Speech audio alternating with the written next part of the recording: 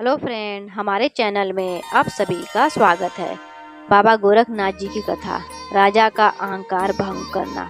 बहुत समय पहले एक शक्तिशाली राजा था। उसके राज्य में धन, वैभव, सेना की कोई कमी नहीं थी।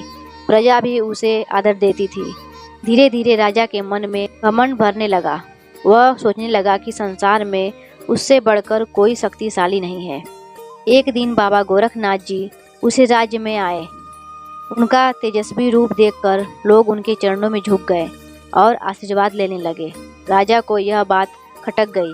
उसने सोचा, यह साधु लोग क्या कर रहे हैं? इनका जीवन तो भिक्षा पर चलता है।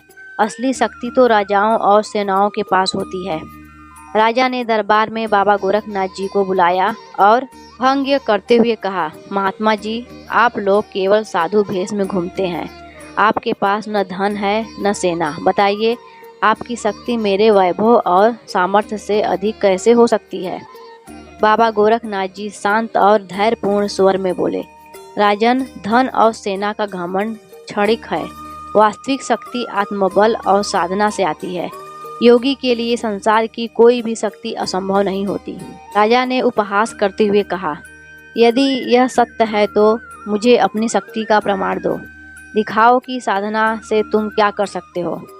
बाबा गोरखनाथ जी ने मुस्कुराते हुए अपनी आंखें मूंद ली और गहरी ध्यान अवस्था में चले गए।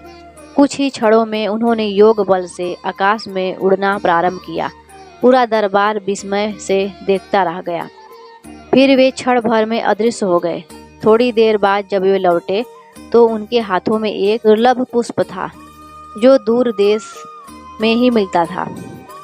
उन्होंने वह पुष्प राजा के हाथों में रख दिया और बोले, राजन, यह शक्ति धन या सेना से नहीं आती।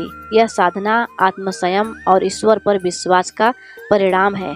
राजा का कर्तव्य है कि वह अहंकार त्याग कर अपनी शक्ति का उपयोग प्रजा की सेवा और धर्म की रक्षा में करे। यह देखकर राजा का घमंड चूर हो गया।